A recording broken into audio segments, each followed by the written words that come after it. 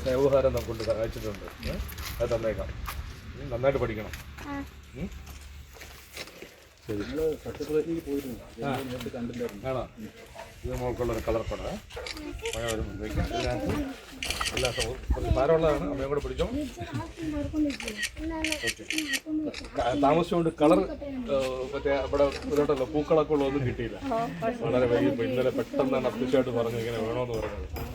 ഒരു വർഷത്തേക്കുള്ള എല്ലാ സാധനങ്ങളും അതിനകത്തുണ്ട്. എന്തെങ്കിലും ആവശ്യമുണ്ടെങ്കിൽ എന്നെ അറിയിക്കണം.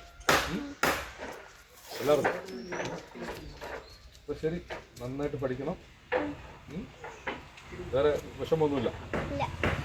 വേദനയൊക്കെ പോയി, അതെല്ലാം മാറി. വേദനയുണ്ടോ? ഇപ്പോഴും ഉണ്ടോ? ഉണങ്ങിയില്ല.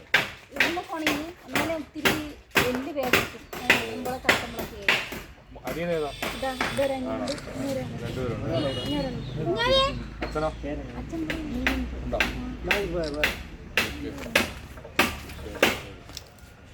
ഓക്കെ.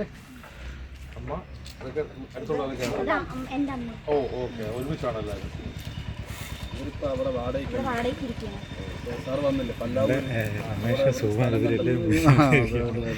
ഞാൻ നിങ്ങൾ അവിടെയാണെന്ന് പറഞ്ഞപ്പോഴേ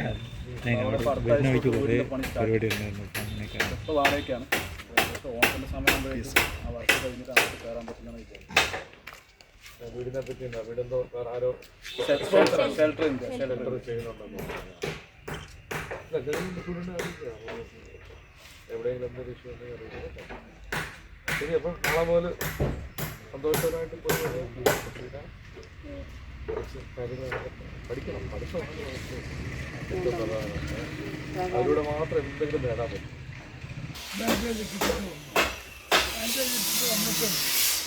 കുറച്ച് ദിവസം കഴിയുമ്പോൾ അല്ല അപ്പോൾ കുട്ടി കൈ പൊട്ടിയതല്ലേ, അത് വേറെ പിന്നെ ഉണ്ടാവും എന്നൊക്കെ പറഞ്ഞ് കിട്ടും. 2 പ്രാവശ്യം പോയി.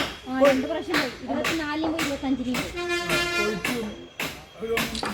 എന്നിട്ടാണ് ഇവർ കോഴിക്കോട്ടേക്ക് അവർ തന്നെ അയച്ചത്. കോഴിക്കോട്ടിലേക്ക് അവർ തന്നെ അയച്ചത്.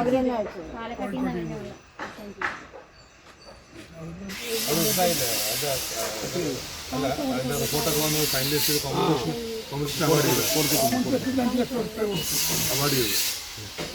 ബാക്കി അന്വേഷണത്തിന് ഡയഗ്നോസിസ് അവർ കൊണ്ടുവന്നിട്ട് കിട്ടാനല്ല.